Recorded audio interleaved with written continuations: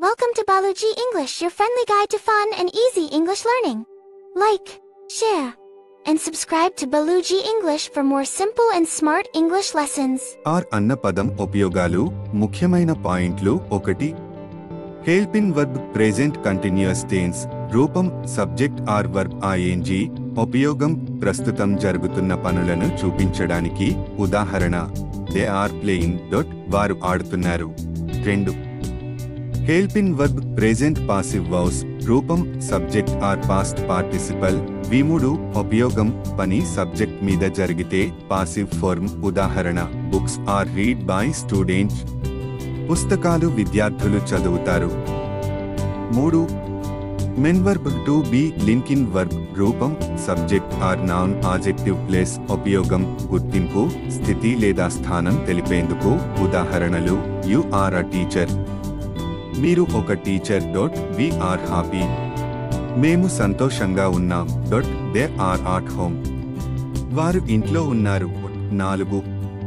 Negative sentences రూపం subject are not aren't complement verb ing ఉపయోగం negative వాక్యాలు చెప్పడానికి ఉదాహరణలు వి ఆర్ నోట్ కమింగ్ మేము రారు దే ఆరంట్ రెడీ వారు సిద్ధంగా లేరు 5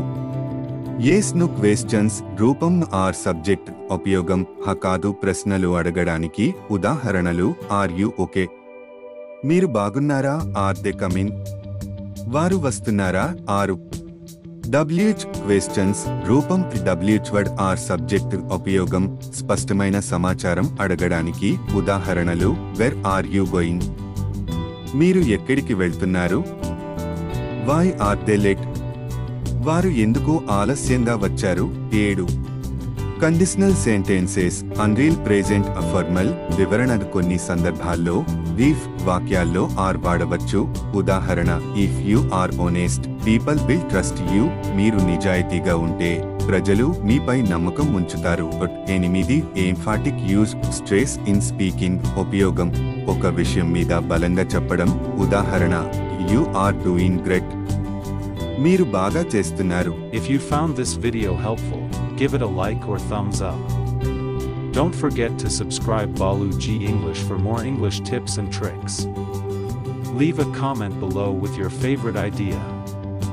What challenges do you face when learning English? Let's learn together. Thank you for watching, and keep practicing.